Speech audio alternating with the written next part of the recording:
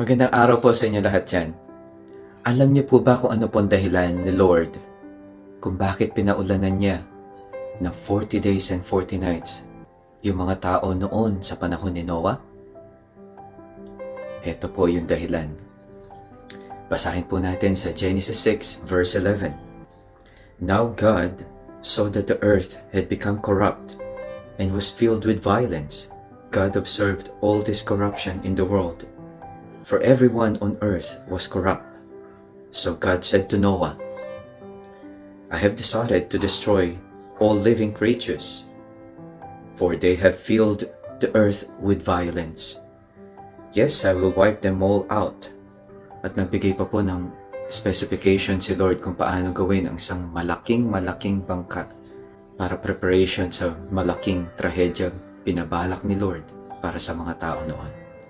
Ito po ang sabi ni Lord, build a large boat from a cypress wood and waterproof it with tar, inside and out. Then construct decks and stalls throughout its interior. Make the boat 450 feet long, 75 feet wide, and 45 feet high.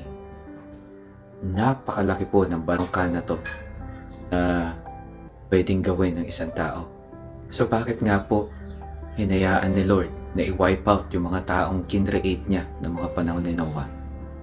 Dahil sabi nga po, the world is full of corruption and violence.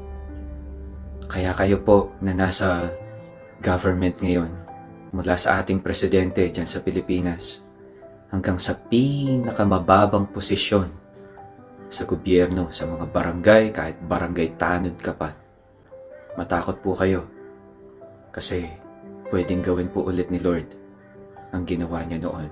Isipin po natin, si Noah noon, 600 years old na siya. Pero napag-utusan pa rin ni Lord na gumawa ng napakalaking bangka. At sila lang ng pamilya niya ang pwedeng maligtas. Imagine niyo ilang bilyong tao ang meron sa earth ngayon at iwa-wipe out lang ni Lord dahil sa corruption at violence. Sana maisip din po ng mga taong gumagawa ng masama. May nagbabarilan, mga gera. Sana maisip nila na tumigil na lang. Sana maisip nila na maraming naapektuhan. Panawagan po muli sa mga government officials natin, hindi lang po sa Pilipinas, maging all over the world. Stop corruption.